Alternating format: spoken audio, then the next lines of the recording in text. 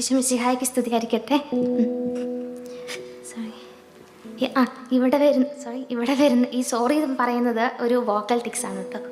Okay, ആദ്യമായിട്ട് ഇതിനെപ്പറ്റി അറിവില്ലാത്തവർക്ക് കൂടുതൽ അറിയാൻ വേണ്ടി ഞാൻ പറഞ്ഞുതരാം. അതായത് ഈ സോറി എന്ന് പറയുമ്പം മോട്ടോട്ടിക്സ് ഉണ്ട്. ഇപ്പം നിങ്ങൾ എന്നെ കാണുന്ന തന്നെ സോറി, ഓക്കെ വീണ്ടും സോറി. ചിലർ ഈ ടൂററ്റ് സിൻഡ്രോം എന്നുള്ള ഈ ന്യൂറോളജിക്കൽ കണ്ടീഷൻ ഉള്ള ചില വ്യക്തികൾക്ക് ഒഫെൻസീവായിട്ടുള്ള വേർഡ്സാണ് യൂസ് ചെയ്യുന്നത്. ബൈ ഗോഡ്സ് ഗ്രേസ് എനിക്ക് ആർക്കും ഉപദ്രവമില്ലാത്തൊരു വാക്കാണ് സോറി.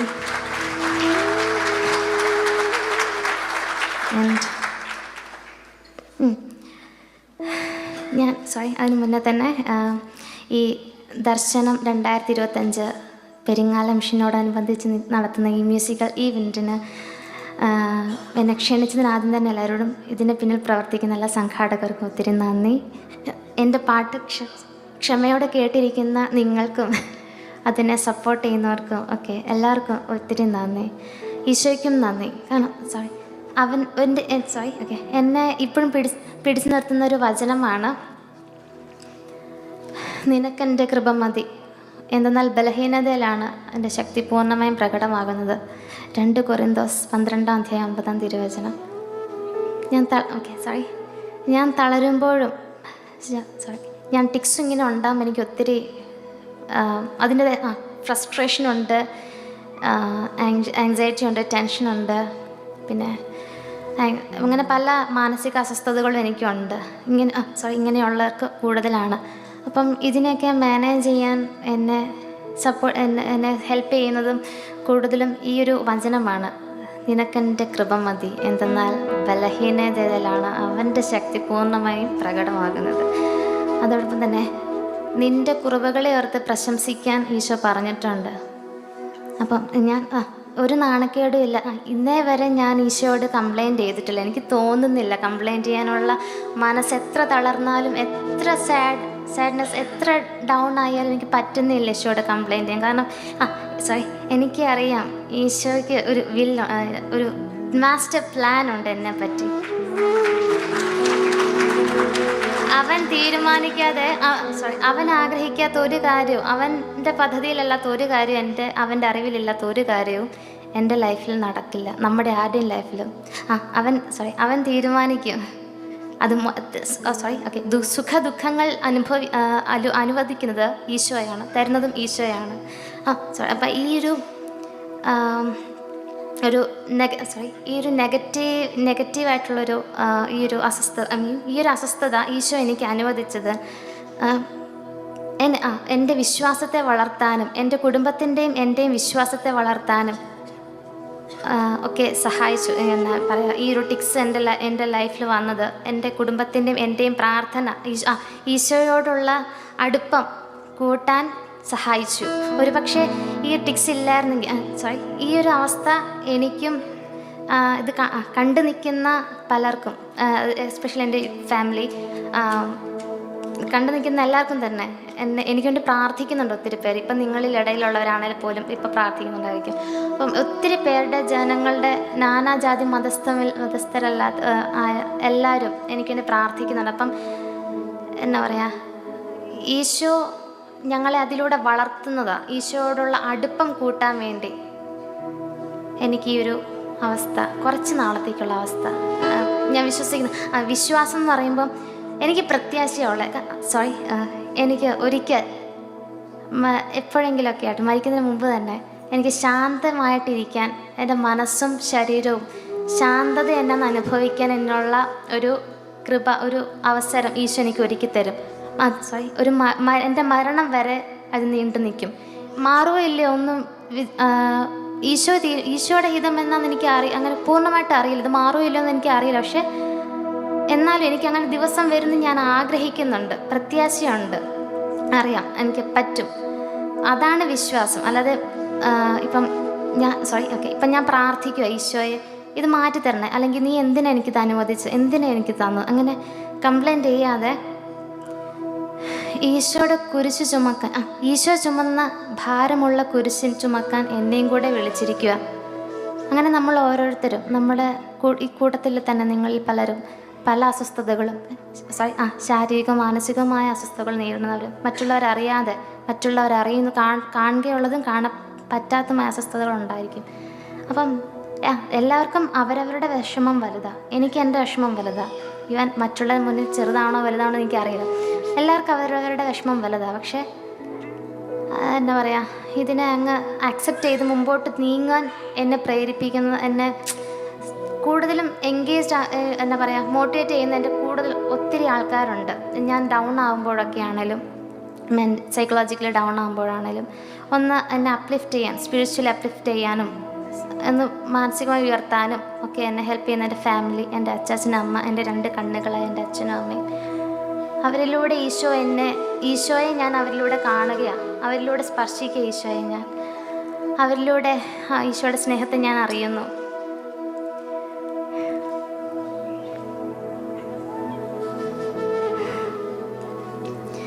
ഈശോയ്ക്ക് ഒത്തിരി നന്ദി.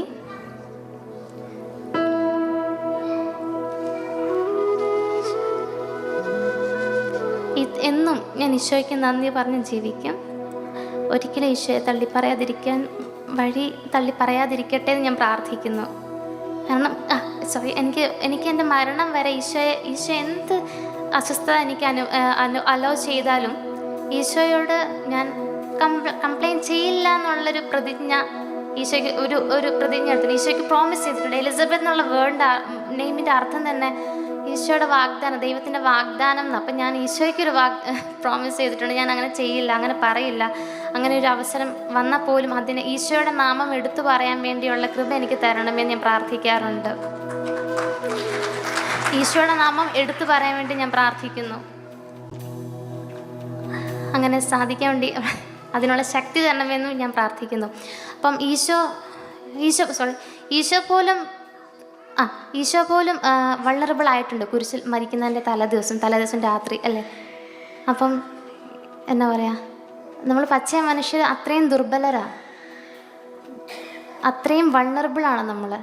അതായത് ഈശോ പോലും പറഞ്ഞു, പിതാവേ കഴിയുമെങ്കിൽ ഈ പാനപാത്രം എന്നിൽ നിന്ന് എടുത്ത് മാറ്റണമേ, എങ്കിലും എൻ്റെ ഹിതമല്ല അവിടുത്തെ ഹിതം നിറവേറട്ടെ. ഇതേ ഡയലോഗാണ് ഞാൻ തളരുമ്പോൾ, മാനസികമായും ശാരീരികമായും തളരുമ്പോൾ എൻ്റെ ഈശോയോട് ഞാൻ പറയുന്നത്. ഈശോയെ, എൻ്റെ ഹിതമല്ല അവിടുത്തെ ഹിതം. എനിക്ക് ആഗ്രഹമുണ്ട് ഇത് മാറി കിട്ടണമെന്ന്.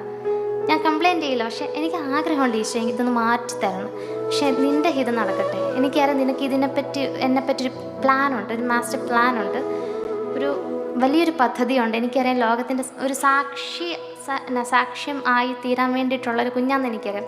അതിനുവേണ്ടി മാത്രം അനുവദിച്ചതാണ് ഈ ഒരു കുറച്ച് കാലം. ഇപ്പം 16 വർഷമായി ഞാൻ ഈ അവസ്ഥയിലൂടെ പോകുന്നു. അപ്പം ഞാൻ ഈശോയോട് അങ്ങനെയാണ് പറയുന്നത്. എന്താ പറയുക, ഞാൻ സഹനത്തിൽ അങ്ങ് സന്തോഷിക്കുക, സഹനത്തിൽ അങ്ങ് ആനന്ദിക്കുക. ഇടയ്ക്ക് തളരും, എന്നാലും അവിടുന്ന് ആരെങ്കിലൊക്കെ ആയിട്ട് എനിക്ക് ആൾക്കാരെ തരും ഈശോ. ഒന്ന് എന്നെ ആശ്വസിപ്പിക്കാൻ വേണ്ടി ആരെങ്കിലൊക്കെ ആയിട്ട് വരും. അച്ചാച്ചനായിട്ടും അമ്മയായിട്ടും അനിയനായിട്ടും വേറെ ഫ്രണ്ട്സായിട്ടും മറ്റു റിലേറ്റീവ്സായിട്ടും ആരെങ്കിലൊക്കെ ആയിട്ട്. ഈശോ അത്ര ക്രൂരനല്ല. ആ സഹനത്തിൽ അങ്ങ് സന്തോഷിക്കാൻ പറ്റിയ അങ്ങനത്തെ ഒരു കൃപ തരാൻ വേണ്ടിയല്ല നമുക്ക് പ്രാർത്ഥിക്കാം. എല്ലാവർക്കും അങ്ങനത്തെ ഒരു കൃപ തരാൻ നമ്മൾ ഈശോയോട് ചോദിച്ച് മേടിക്കുക. ആ ഒരു കൃപ സഹനത്തിൽ സന്തോഷിക്കാൻ വേണ്ടി. ഇത് സഹനം ചോദിച്ച് മേടിക്കരുത് കേട്ടോ. എന്നാലും ഈശോ എന്നെ തിരഞ്ഞെടുത്തു. വിളിക്കപ്പെട്ടവരാണ് നമ്മളെല്ലാവരും, പക്ഷെ തിരഞ്ഞെടുക്കപ്പെട്ടവരോ വളരെ ചുരുക്കമാണ്. അപ്പം ഞാൻ തിരഞ്ഞെടുക്കപ്പെട്ടവളാന്നുള്ള തോന്നലാണ് എനിക്കുള്ളത്.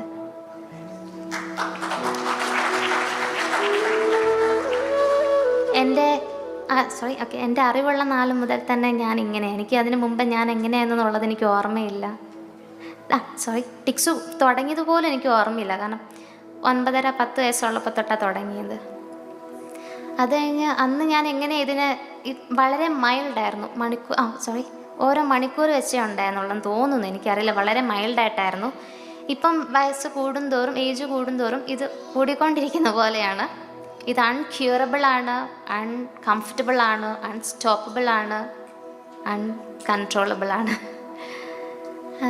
എന്നാലും എനിക്ക് ഈശോ ഒരു പ്രത്യാശയുണ്ട്, ഇത് മാറി കിട്ടുമെന്നുള്ള പ്രത്യാശയുണ്ട്.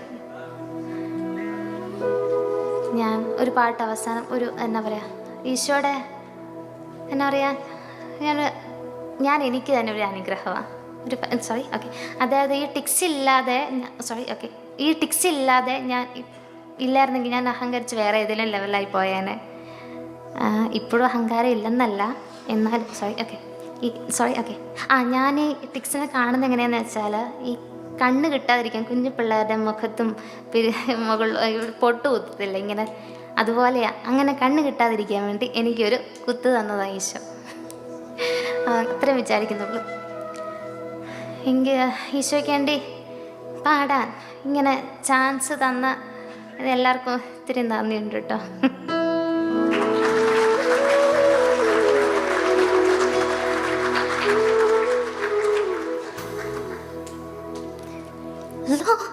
Lord bless you and keep you, face shine upon you, be gracious to you. Lord turn his face toward you and give you peace.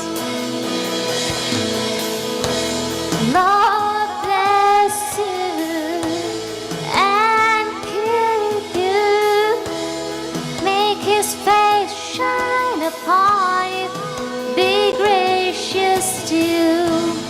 Lord turn his face toward you and give you peace.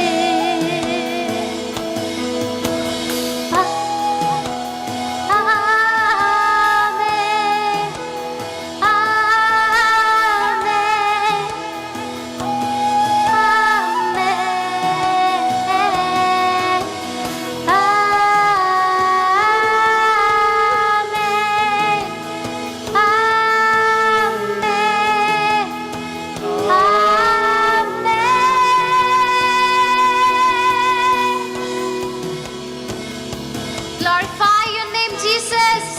Amen.